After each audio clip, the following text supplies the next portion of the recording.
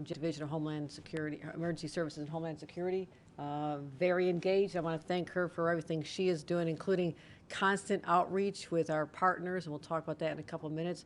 Catherine Garcia, no stranger to major storms in big urban areas, head of statewide operations, and also Jana Lieber, the chair and CEO of the MPA, will give you an update.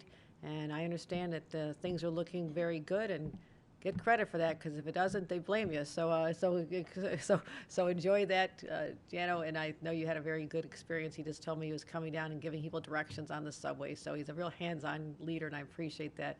Also from the epicenter, Long Island, we'll be zooming in very shortly. Our Commissioner of DOT, an incredible leader as well. And I want to thank Commissioner Dominguez, the leader of the DOT. So you'll be hearing from her shortly. So let's see what we're looking at right now. This is a very serious storm.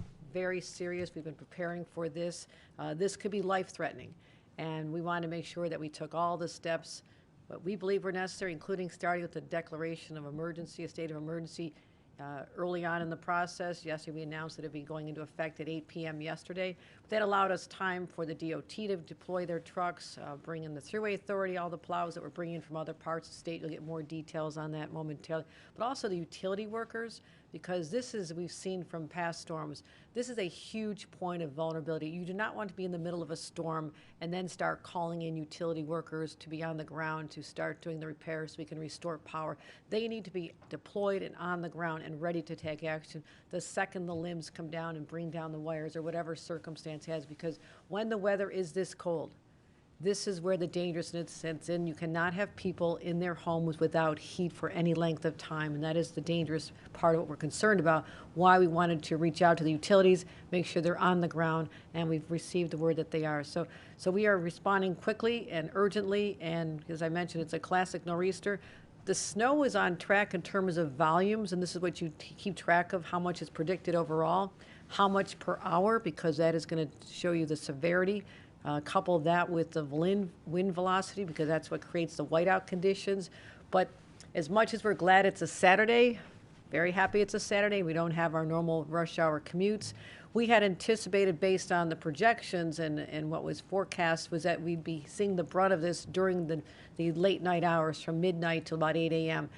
This storm lingered. We're still getting the same amount of volume, the same effect. But as everyone knows, we are dealing with this in live time right now, as opposed to being in a cleanup mode, which is what we had hoped for. So we're going to see some peaks now. It's continuing to pick up on the Long Island, as you know, Hudson Valley, as well as New York City. But it's high winds, heavy snow, blizzard conditions, all the elements of a classic nor'easter, and that's what we're dealing with right now. So our latest storm projections show that Nassau and Suffolk are being hit the hardest. As of 9:30 a.m., they had about 7 to 11 inches. That is going to continue to about 6 p.m., and I want to make sure everyone understands this. Even though there might be a little break or you start seeing a little clearing, don't be misled by that. There could be a gust of wind that creates whiteout conditions while you're out in the store running to get that last gallon of milk you wanted to get. Hopefully everybody gets these in advance. This is not a time to be out there shopping. But the good news is that we know the timing of this, and it will abate over the next few hours, next few days for sure, when cleanup starts. So this should not be a sustained storm that, as I've seen in my experience where I lived, where it sits over you for days and days and keeps accumulating, and then it does make it very challenging to go out and get the groceries or whatever you need from the store. So people just need to hold on, just wait a little bit longer, and I will still expect another 5 to 12 inches on Long Island until about 6 o'clock tonight. New York City, a little less, but still, given the density and people parking on the thoroughfares, on the roads and in the communities, it makes it very complicated for the plows to get out there, and that's why we see problems. But 4 inches so far, another 4 to 7 before. Most of that should start abating around 3 p.m. So that is an earlier termination expected time than we're seeing on Long Island. Dutchess, Rockland, Westchester, about 2 to 4 inches, about another 1 to 5 to come. So that's what we're looking at. And again, it should not be continuing into tomorrow, which is exceptionally good news as well. You mentioned all those counties. I've been in touch with all of them, or personally, or left voicemails. My team has been in nonstop communication, particularly on Long Island, to find out what we can do to help you as you deploy your assets, what we can do to be right at your side. And so we've had very good communications. Also, I just spoke with Mayor Adams to find out if they need anything in the city of New York. All's good so far. I did offer to give him some snow shoveling tips as well, because it's all about you don't shovel snow with your hands, you shovel with your knees. You need to get down and make sure that you're putting all the weight on your knees and not your lower back, as someone who's deals with that personally, has had to deal with it personally. So I spoke to them. We offer all the support they need, and that's where good collaboration and relationships with our neighboring counties, Nassau, Suffolk, Dutchess, Rockland, Westchester, and the 5 boroughs comes into play. So we're ready to be there for them and advance anything they need. Also, we'll be hearing from Commissioners Bray and Dominguez about getting our roads cleared. This is critically important. Please do your part when you are home. You are safer, but also it's safer for our men and women who are driving the plows. It is a challenge for them to do this. They have limited visibility. They are huge. They have major blades. They have to watch out. They have to have eyes between every part of their body, including looking backwards. They have to be able to see what's going on around them, make sure that no one's in their way. So please do your part.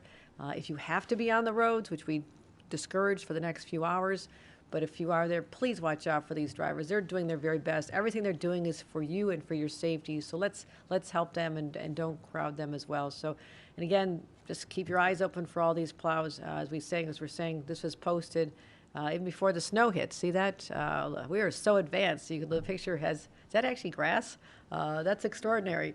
Even beforehand, we were saying to people, avoid the travel. This was the paramount lesson. And I do believe most people listen. We do see people out on the roads, but we're not seeing the tie-ups and the problems that we've seen, as I mentioned yesterday, as we saw in places like Virginia not that long ago, when people were on a major thoroughfare, 95 jammed up, people literally trapped in their vehicles. And this has happened not just in Virginia, it's happened all across our state when people do not have the warnings and listen to the advice to stay home. So I want to thank New Yorkers who sacrificed their travel and have stayed home, and it's a good time to just hang out. So that's another whole topic. We can get into that later, but I still want to say it's still very dangerous out there. These are dangerous weather conditions, and that's why we're reminding people to avoid travel at all costs. Some of our travel tips, as I mentioned, shoveling, you're talking to the expert now. This is something I've done all my life, especially when we were little kids, and my parents would say, when you're done doing our own driveway, go next door and do the elderly neighbors, and then when they're done, go do the other neighbors. So I would spend, it seems like my entire childhood during the winter months out there shoveling to help out neighbors, and I'm encouraging young, healthy people and everybody else to look out for your neighbors. Go to their houses, just do it with a smile on your face, and they'll be so grateful. And it's good to get some fresh air if you're younger. If you're a little bit older, I've had actually a neighbor who had a heart attack shoveling the snow, so be very careful. There is a risk of overexertion for people that are not accustomed to doing it, and we're not that accustomed here in downstate. I know that. So there is a risk of heart attack. So if you feel chest pain, stop, get some help immediately, and that is what we've seen as a consequence sometimes when people are out there exerting themselves, shoveling snow. Again, watch out for your backs. Shovel bending your knees. It's the best way to do it. Also, if you have to drive, this should be in your vehicle all winter long, but if you've not taken these steps, take a look what we think you should have: the water, the snacks, the spare tire, the jumper cables, food, fully charged cell phone. Yes, how about that? Making sure that you're ready to call for help if necessary. Full tank of gas, critically important, because that can be a lifesaver for people who end up getting stranded, because we're not out of this yet. We warned about this yesterday. We're in the throes of the most serious, dangerous part as we speak. We want to make sure everyone understands that. And if you have to pull over, your car breaks down, you have to pull over, stay in your vehicle. There are cases of individuals leaving their vehicles. Other cars, motorists don't see them because of the blinding conditions, and that is very dangerous as well. So make sure you're ready. Even keep that bag of kitty litter or sand in your trunk. I've used that before. You put it under their tires. If you're stuck, you back and forth. I can give a whole tutorial on this, and we won't take the time now, but this is something I know very much. If you're at home, we want you at home, but you are also, for now, the next few hours, we're keeping an eye on whether or not there's any power lines coming down that could result in the stoppage of your power coming through, which means the lights go out and the power goes out, and it gets cold quickly. So make sure all your flashlights have batteries. Check in on your neighbors, and again, while you're home, enjoy the time. I can give more recommendations on my favorite digital content. I forgot to say yesterday, I also love Ted Lasso, if anybody wants recommendations on fun things to watch.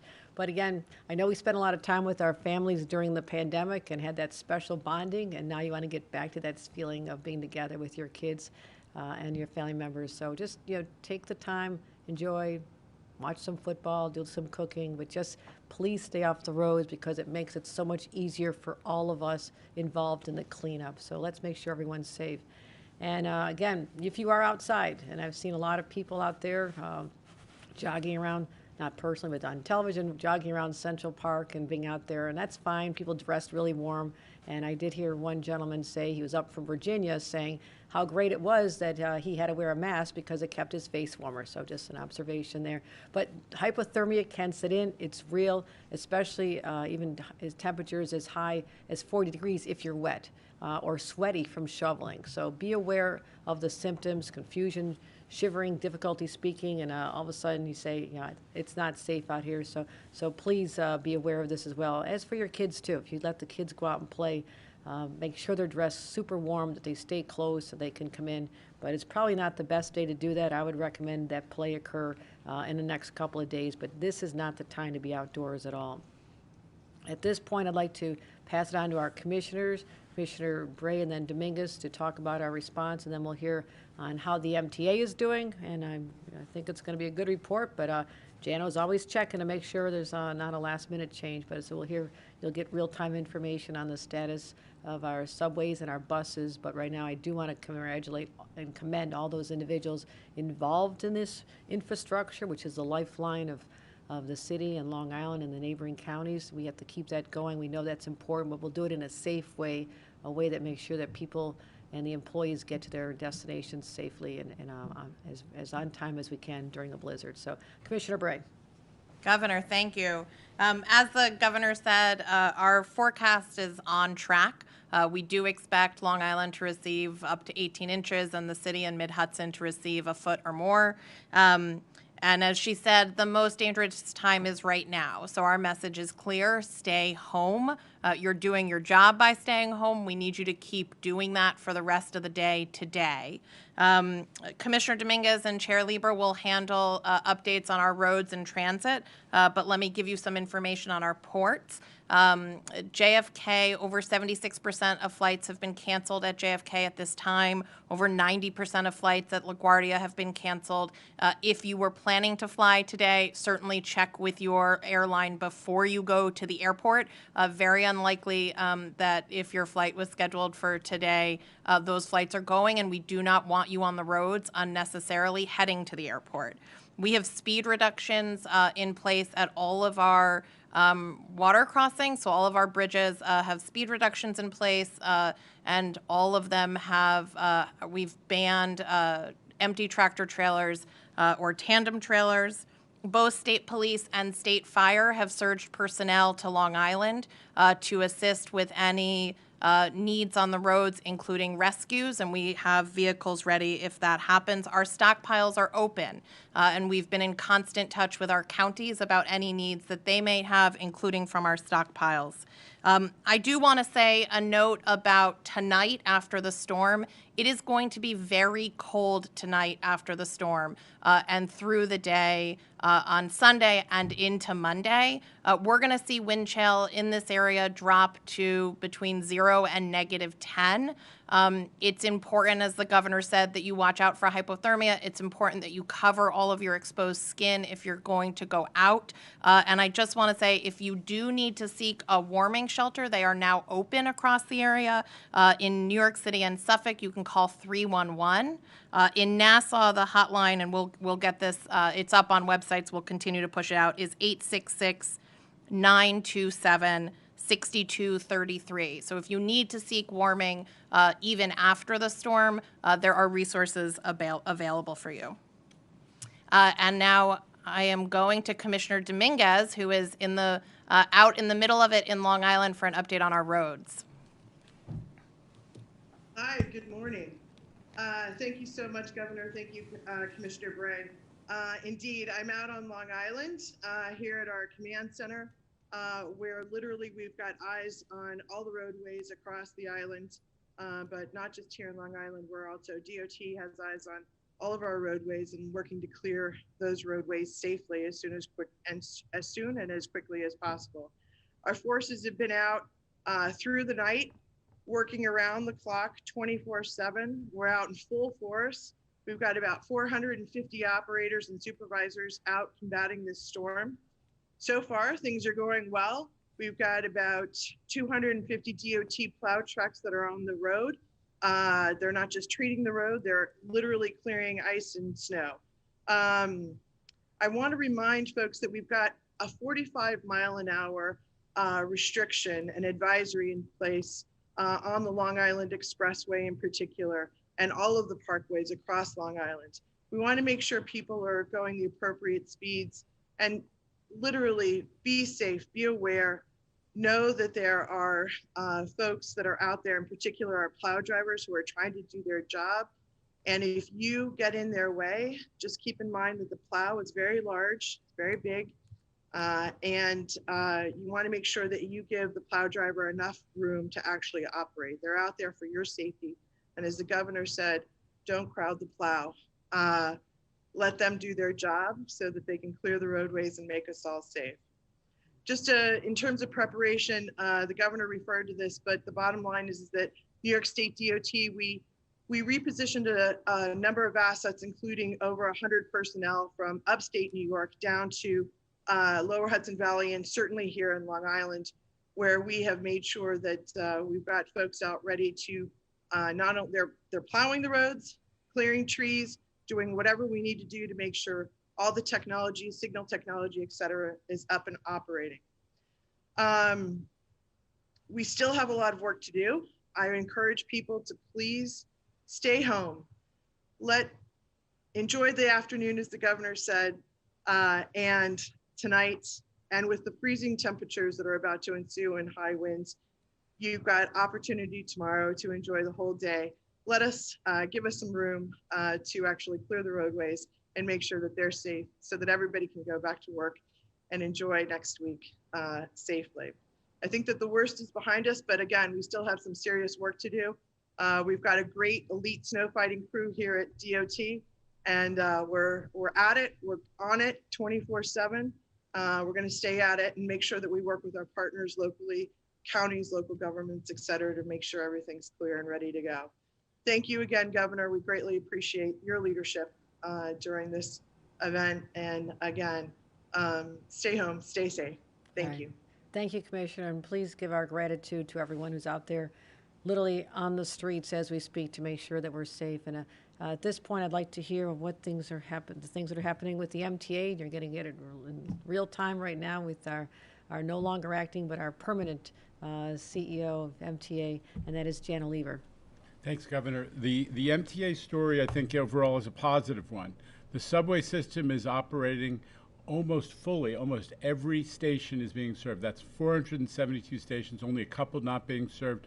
We had to suspend temporarily the last stretch out to the Rockaways. We're providing buses to replace that service, but otherwise the subway system is in full gear. I actually rode the train up to this meeting, 10-minute ride from downtown to Midtown.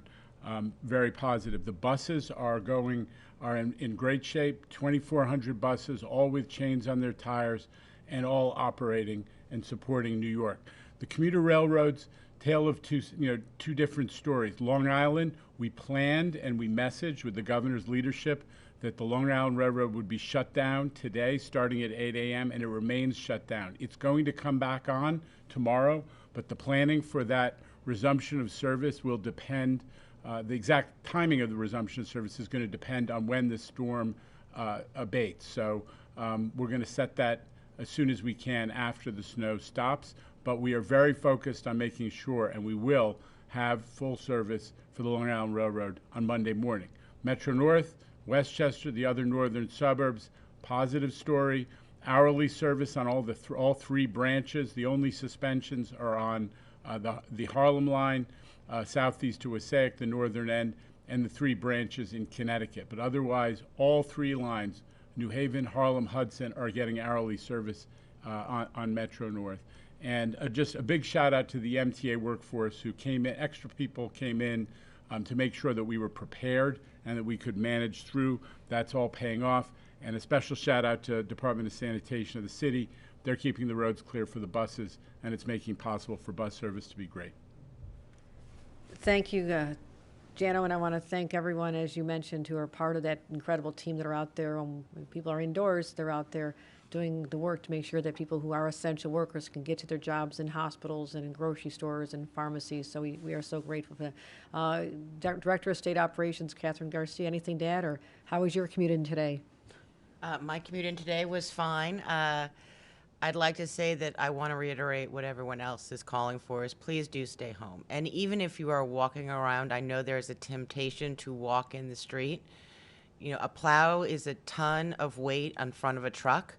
You do not want to get anywhere near it. Give folks the opportunity to clear. We are coming all across this state, but we need a little bit of time once the storm passes. And that is something I want to put an exclamation point on. Just because the snow stops doesn't mean life gets back to normal. That's when the true cleanup is going to continue, and that's when we need just a little more time to take care of the roads safely. And again, we all know, everyone knows to do that, so let's see if we can follow that. And again, our wind chills, as I mentioned, this is what is the dangerousness we're talking about. We're expecting temperatures in the single digits tonight into tomorrow morning, and this is when frostbite kicks in. Look at how serious that can be. So we are trying to remind everybody, take this very seriously. And also, one of the consequences I mentioned earlier is that you get the lines that come down. You end up with that situation where there's dangerous power lines on the ground, or else in your home you've lost the power. Right now, as of at least 10 a.m., we had about 424 homes in the state of New York without power. That is minimal. That is very good at this point, but we're not out of this yet. And so we're expecting that to actually go up as the winds pick up this afternoon, and we'll restore power. We'll be working with utility crews and making sure that they have whatever they need from us to do their jobs. But again, it was about deploying people on the ground right away. So here are some recommendations to protect yourself during a power outage, and how to keep everything safe for you and your family members. Again, checking on your neighbors is really important. So as long as we're giving our forecasts and weather reports, let's talk about the winter surge of the pandemic. And it is still going on, and that's why one of my first questions this morning is what's happening in the hospitals, because we have a lot of patients, places like Long Island, downstate here as well, where there are people in hospitals being treated for many ailments, but COVID in particular. And I want to make sure that the healthcare workers could get to their jobs. And the report is, as we've checked in with all the hospitals, that they are in a very good place. And that was important to me, recognizing the confluence of factors dealing with the pandemic that is still persistent but dramatically improving, as well as we're dealing with a nor'easter. So statewide positives, take a look at that. That is a beautiful sight. Down from 90,000 cases just earlier this month, and now down to 12,000 cases, which again, a few months ago we would have thought was incredibly high, but put in the perspective of what we just came through. And we've done about 215,000 tests, or 254 tests. But what you've seen in those positives is an 86% drop in 3 weeks. That is fantastic news. And our hospitalizations have dropped about 39% in just 2.5 weeks. And we've just lost, more people down. Another 500 have been discharged from the hospitals over the last 24 hours. And again, our single-day positivity, 5.73%. And so we are absolutely trending in the place we've been wanting to get to for so long. And if we continue with that, statewide, our 7-day average is always going to be a little bit higher, but that's about 7%. New York City, 5%. Long Island, 8.6%. And we still have lost a number of our fellow New Yorkers, 125 individuals. And so, again, put that in perspective. Just a couple months ago, we were talking about, still people passing away because of the pandemic, but it was 22, 24, 25. So this is, again, we talk about a lagging indicator. This eventually will go in the same direction as the cases and the hospitalization, but there's still a lot of people sick in the hospitals, and we want to keep all of the people and the families, members of those we've lost in our prayers. So hospitals are open, we're getting through this, and we know what to do. We know how to handle this. We're ready, we're prepared, and there's no group of people more resilient anywhere in this country than New Yorkers. So let's be smart, let's be safe, and then we'll get through this together as we always have. So thank you very much, and with that, we'll take any questions. Thank you very much, Governor. Good morning. Reporters, please use the raised hand function in the lower right-hand portion of your screen. We're going to take a few questions. Up first is Steve Burns from WCBS Radio. Steve, your mic is open. Hi, Governor. Can you hear me? Yes, I can, Steve. Hi, good morning. Few quick questions for you. First one's probably better for Jano in terms of the Connecticut branches of Metro North, what the resumption plan for those would be. Also, I think one of the unique parts of this storm is how cold it's going to be afterwards, not just the following evening, but for days ahead. It looks like we won't spend significant time above freezing until Wednesday or Thursday of next week. So does that pose any additional challenges for icing and re-icing and clearing things and any safety challenges going forward here? Well, it certainly does, and that is what we're concerned about. It's not just a snowfall, it's going to melt very quickly and we're going to be fine. There are layers of ice that'll be under it, and it'll be, the ice will take longer to go away because of the frozen temperatures, the frigid temperatures, and again, wind chills of 0 to -10 are dangerous for people, but they're also very challenging for people to salt and get the roads safe again so they're not slippery. So when you think about what we're in for starting on Monday, that's a commuting time. It's also a time when there'll be school buses back on the roads if the schools are open. So there's a lot of factors at play here. So yes, we're not going to be out of this for a number of days. There'll be a lot of cleanup, and that's part of it. But I'll let Commissioner Bray address that after we hear from Jano on your question about those particular lines. Steve, the Connecticut branches you're referring to, which are the Danbury, New Canaan, and Waterbury branches off of the New Haven line, that decision about when to resume service on those is going to be made after the snow stops, when we see, where we stand and can determine how quickly we can recover. But we've made all the preparations to expedite that, so I'm confident we'll get that in shape by the Monday morning rush, and in all probability sometime tomorrow. Emphasize that decision about Connecticut restarts is made in consultation with the governor of Connecticut, Mr. Lamont. So, but we're on it, and the New Haven line, which is even more exposed than those branches, is operating, as I said, hourly service. So we're optimistic. And Commissioner Bray, as you put on your hat as the former chief of staff to the National Weather Service in Washington, tell us about ice. Yeah, absolutely. Thank you. So I should say we're going to have state crews, and I'm sure the local and the county crews out over the course of Sunday and Monday, continuing to brine the roads and salt the roads. We do expect the temp on Monday to get into that sort of mid to upper 20s, which will help with the salting and brine. So we'll have crews just stay out there until we're confident that the roads are not only passable and clear, but also that we don't have an ice threat coming. And as the questioner said, we do expect more mild temperatures coming Wednesday, and then very mild temperatures on Thursday and Friday. So the crews will stay engaged. We don't expect any significant additional ice buildup after this storm, but we expect to have to keep our crews out there to keep the roads clear.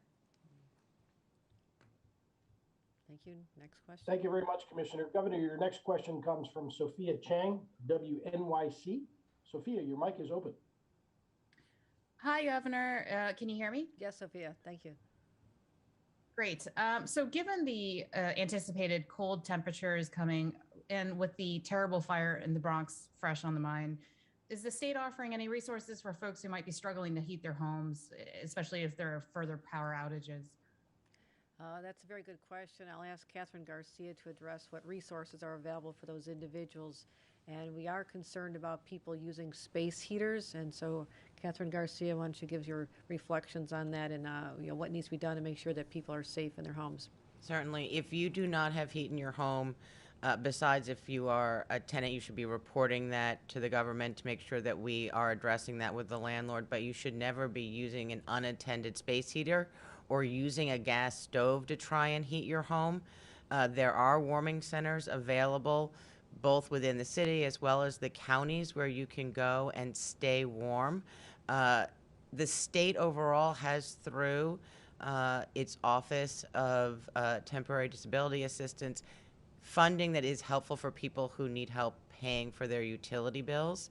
Obviously, that is not an emergency response by any stretch of the imagination, but I want to reiterate that if you are in some place that is too cold, do not use an unintended space heater. Do not use your stove to heat your home. Please reach out to 311 or to the phone number in Nassau County to make sure that you can get to a warming center. Thank you. Thank you very much, Governor, and everyone. That's all the questions we have. Stay safe out there, please. Okay. All right. Thank you, everyone, for joining us, and stay safe.